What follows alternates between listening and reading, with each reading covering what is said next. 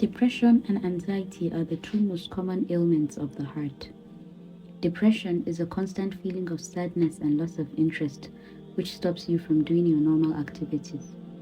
Anxiety, on the other hand, is what we feel when we are worried, tense, or afraid, particularly about things that are about to happen or which we think could happen in the future. Our heart is the main target of Shaitan, and he tries to destroy it with anxiety and depression. We as humans all feel the pain of these emotions.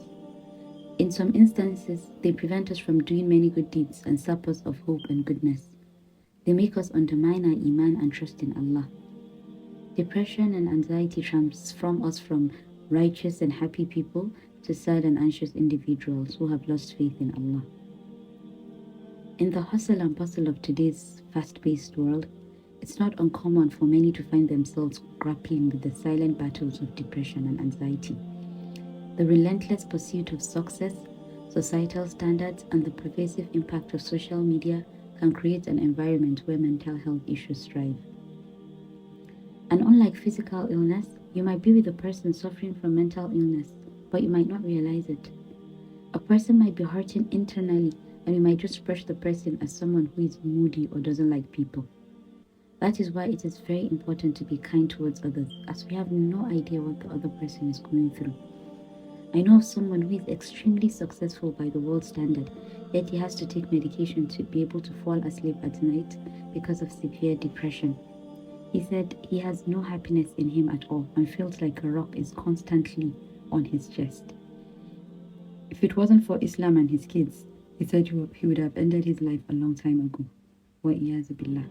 May Allah heal him and all those struggling too. As Muslims, we share the burden of life's tribulations and distressing thoughts just like everyone else. The stigma that depression is a defect in faith is baseless when considering the fact that the prophets and companions were not exempt from feelings of sorrow or periods in which they experienced intense emotions, drawing what modern psychology associates with depression. For example, Prophet Yaqub alayhi salam experienced such intense sadness when losing his son Yusuf that his crying and grief cost him his eyesight. The year when Prophet Muhammad sallallahu alaihi wasallam's beloved wife Khadija and uncle Abu Talib passed away was known as the year of sorrow. And when he, Rasulullah, was ridiculed and mocked, Allah subhanahu wa ta'ala sent down the verse to soothe him. وَلَا يَحْزُنْكَ قَوْلُهُمْ إِنَّ الْعِزَّةَ لِلَّهِ جَمِيعًا هُوَ السَّمِيعُ الْعَلِيمُ. And let not their speech grieve you. Indeed, honor belongs to Allah entirely. He is the hearing, the knowing. When the believers were down following one of their battles, Allah told them, وَلَا تَهِنُوا وَلَا تَحْزَنُوا وَأَنْتُمُ الْأَعْلَوْنَ إِن كُنتُم مُؤْمِنِينَ. So do not weaken and do not grieve, and you will be superior if you are true believers. Therefore, we shouldn't blame ourselves or question the level of our iman in addressing such illnesses. You are not depressed because you lack iman. True remedy lies in patience, God consciousness, positive thinking, trust in Allah, and reliance on Him during times of calamity. That is why the Prophet ﷺ taught us a lengthy supplication and stated that no person suffers any anxiety or grief and sees the supplication, but Allah will take away his sorrow and grief and give him in their stead joy. The dua emphasizes that it is through the Quran that Allah will make a way out. I'll read out the meaning of the dua. O Allah, I am your slave, son of your slave, son of your female slave. My forelock is in your hand. Your command over me is forever executed, and your decree over me is just. I ask you by every name belonging to you, which you named yourself with, or revealed in your book, or you taught to any of your creation, or you have preserved in the knowledge of the unseen with you, that you make the Quran the life of my heart and the light of my breast, and a departure for my sorrow and a release for my anxiety. Let us all keep this dua closed and memorize it if possible. While trials are inevitable in life, a believer's approach involves a balance between spiritual remedies and practical measures to address depression and anxiety. And some of the practical ways we can help ourselves include: number 1, let us educate ourselves and seek help. Let us understand the nature of depression and anxiety from a psychological perspective. We should also not shy away from seeking professional help, as preserving one's mental health is essential for fulfilling our religious duties. When these feelings of sadness and loneliness or bad moods persist and prevent us from living a normal life or carrying out the duties that are required of us or fulfilling the rights of others, at that point, sadness moves from being something natural to being a sickness that needs to be treated. The Prophet ﷺ said, "There is no disease that Allah has created except that He has also created its treatment." So, be it through conventional medicine or ruqyah, which is the healing method based on the Quran and Hadith, there is a treatment for your problem. Find it and don't die silently. Number 2, live in the present. Sometimes the reasons for our anxiety is over things we cannot control. We worry where the next meal will come from, what will happen when we lose our jobs, and things like that. These are all worries from shaitan that make us not enjoy the present and get worried unnecessarily.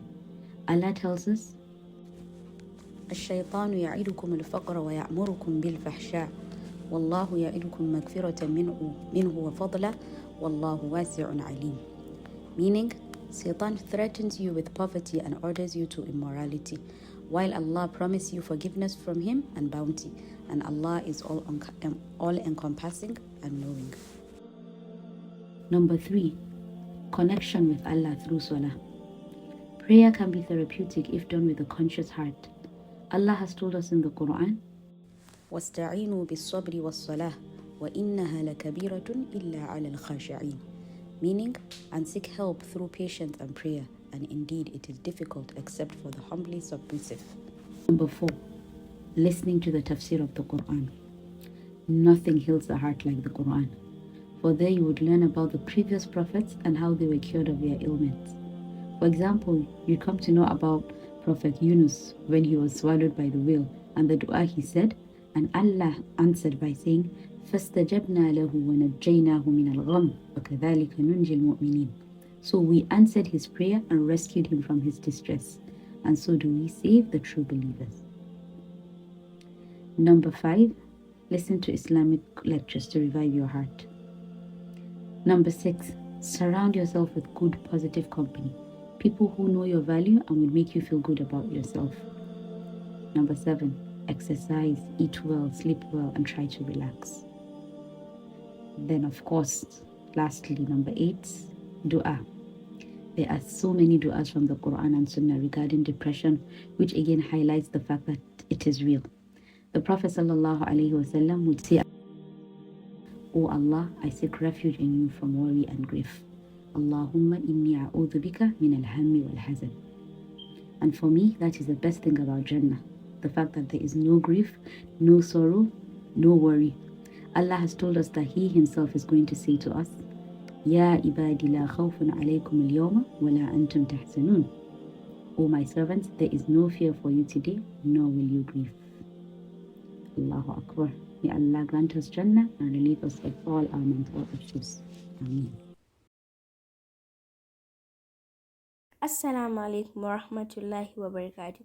If you have benefited from this video, kindly share and subscribe to the YouTube channel The Deen Sisters. You can also support the organization by getting yourself or a loved one something nice from our charity shop at bit.ly/ds_shop. May Allah reward you as you do so.